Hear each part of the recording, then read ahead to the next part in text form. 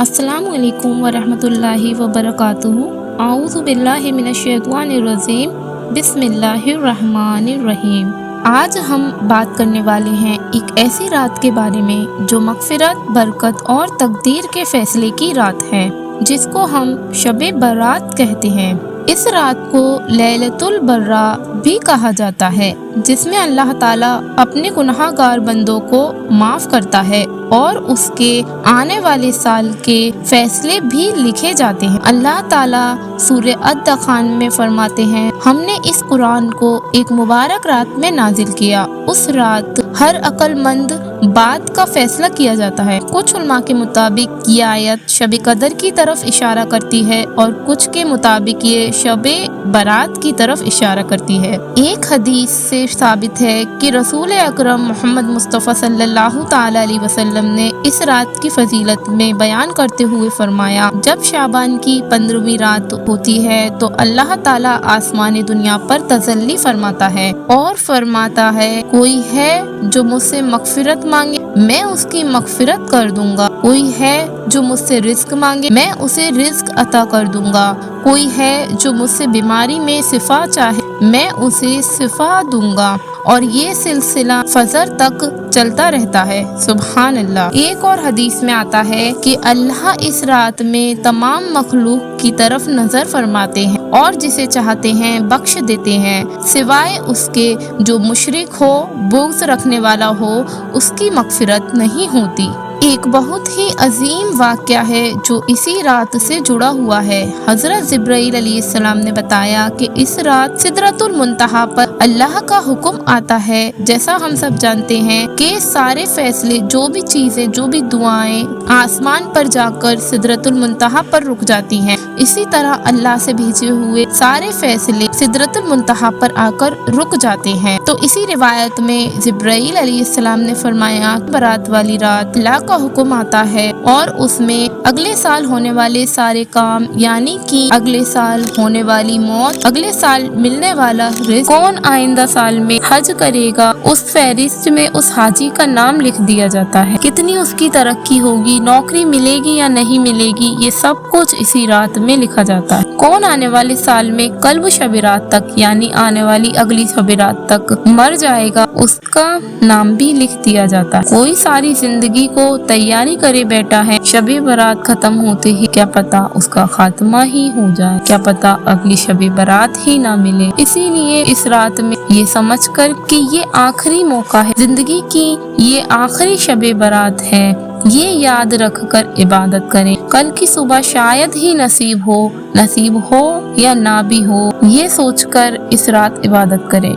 ये निहायती अहम रात है, मगर अफसोस लोग गफलत में हैं। एक रिवायत में शहंशाह बगदाद हुजूर गौसे पाक रदियल्लाहु ताला अन्हु फरमाते हैं, बहुत से कफन धुलकर तैयार रखे होते हैं, मगर कफन पहनने वाले बाजारों में घूम रहे होते हैं। बहुत से लोग तो ऐसे होते हैं जिनकी कब्रें खोदी जा चुकी होती हैं, मगर उन्हें दफनाने वाले खुशियों में मस्त होते हैं। बहुत से लोग हंस रहे होते हैं जबकि उनकी मौत लिखी जा चुकी होती है। एक अरसे से चल रही तैयारियां और फिर जाकर के मकान तैयार हो रहे होते हैं, लेकिन मकान मालिक के जाने का वक्त भी तैयार हो चुका होता है। बेशक अपनी मौत से कोई बशर नहीं, सामान 100 बरस का पल की खबर नहीं। इसीलिए अपने हर एक लम्हे को इबादत में गुजारें, हर लम्हे में अल्लाह से अपने गुनाहों की माफ़ी मांगे और अपने रब को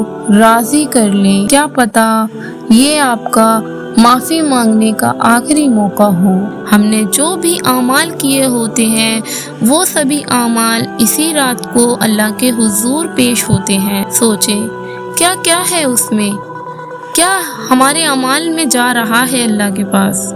कज़ा की हुई हमारी नमाजें, झूठों से भरे हुए हमारी रात और दिन, ऐब, नाफरमानी, کیا ہے ہمارے اعمال کے اندر سوائے اللہ کی نافرمانی کے؟ اللہ کی نافرمانیوں سے بھرے ہوئے ہمارے یہ اعمال اور اللہ کے حضور اللہ کی بارگاہ میں پیش ہونے جا رہے ہیں۔ سوچیں کیسا ہوگا اگر ایسے اعمال اللہ کے سامنے پیش ہوں گے۔ معاذ اللہ ہمیں معاف کر، ہماری غلطیوں پہ ہماری مغفرت فرمائے۔ اسی لیے اللہ تعالیٰ نے ہمیں یہ نماز تحفے میں عطا فرمائی ہے۔ ایک حدیث میں حضرت عائشہ صدیق رضی اللہ تعالیٰ عنہا فرماتی ہیں کہ شعبان کی 15 شب کو جب میری آنکھ کھلی تو میں نے رسول اکرم صلی اللہ تعالیٰ علیہ وسلم کو اپنے بستر پر نہ پایا تو آپ انہیں ڈھونڈنے نکلی۔ آپ نے دیکھا کہ آقا صلی اللہ تعالی علیہ وسلم جنت البقیع کے قبرستان میں ہیں اور آسمان کی طرف دیکھ کر اللہ سے دعا مانگ رہے ہیں۔ عائشہ رضی اللہ تعالیٰ عنہا کو دیکھ کر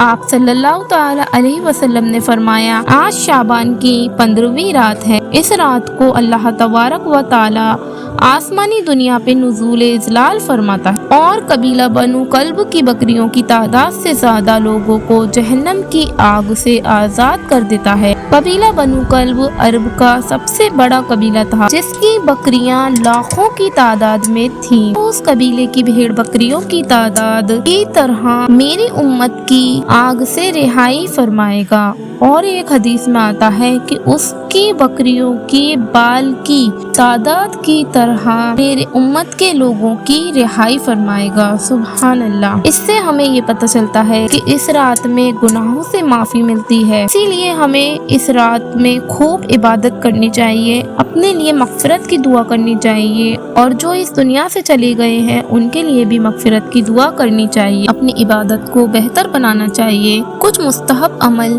ہمیں یہ کرنے چاہیے کہ ہم گناہوں کی معافی مانگیں، توبہ کریں اور استغفار پڑھیں، نفلی نمازیں پڑھیں، تہجد اور کم از کم 2 رکعت صلاۃ التوبہ کی بھی پڑھیں، زیادہ سے زیادہ دعا مانگیں، مناجات پڑھیں اور اپنی مشکل کا حل مانگیں، قرآن کی تلاوت کریں، سورہ یاسین پڑھیں، سورہ ملک پڑھیں اور سورہ دخان بھی پڑھیں، صدقہ اور خیرات کریں، غریبوں اور ضرورت مندوں کی مدد فرمائیں، اور 15 شعبان کا روزہ بھی رکھیں، کیونکہ 15 شعبان کا روزہ مستحب ہے۔ شعبان کا مہینہ آتا ہے تو رسول اکرم صلی اللہ تعالی علیہ وسلم روزہ رکھنے کو زیادہ اہمیت دیتے ہیں۔ ایک اور سوال جو لوگ پوچھتے ہیں، کیا اس رات قبرستان جانا چاہیے؟ تو جی ہاں، کیونکہ رسول اکرم صلی اللہ تعالی علیہ وسلم اسی رات جنت البقیع قبرستان گئے اور وہاں جا کر کے دعا فرمائی۔ اگر ممکن ہو تو اپنے بزرگوں کی قبر پر جا کر ان کے لیے مغفرت کی دعائیں کریں۔ شب برات ہمیں ایک نیا موقع دیتی ہے تاکہ ہم اپنے گناہوں سے توبہ کریں اور بہتر مستقبل کی دعا کریں،